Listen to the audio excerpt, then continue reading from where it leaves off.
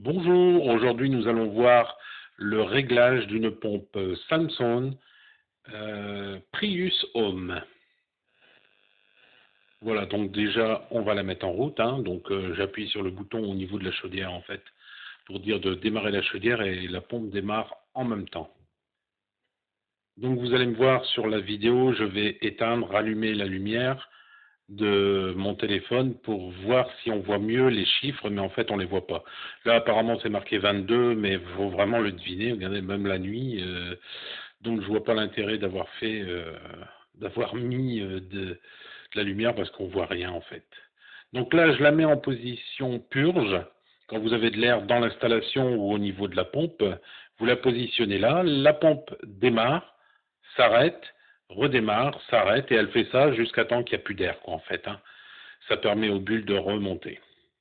Donc après, vous avez la position, comme toutes les pompes, la position 1, petite vitesse. Je dirais ça, c'est pour les petites installations, où il n'y a pas tellement de radiateurs, pour éviter de faire du bruit, hein. Si vous la mettez sur 3 et que vous avez 2 ou 3 radiateurs, ça risque de faire du bruit au niveau de l'installation.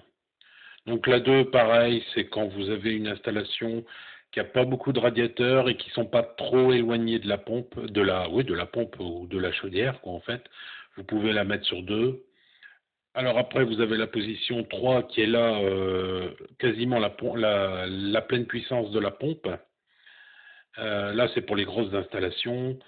Normalement, si c'est une grosse installation, elle ne fera pas de bruit, même si comme là, vous pouvez la pousser à fond, mais moi je trouve qu'il n'y a pas tellement de différence entre la pleine puissance que je viens de mettre et la position 3, c'est à peu près la même chose, hein. Il n'y a pas de différence.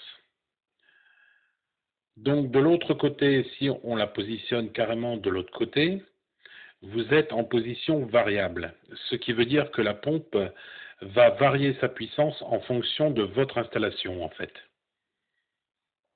Donc, ce qui permet de la mettre, soit vous la mettez là, ou vous pouvez la mettre à fond, et après, c'est elle qui gère au niveau de l'installation, hein, de voir exactement ce qu'elle a envie de donner comme puissance. Voilà, là, je vais vous montrer la référence de la pompe.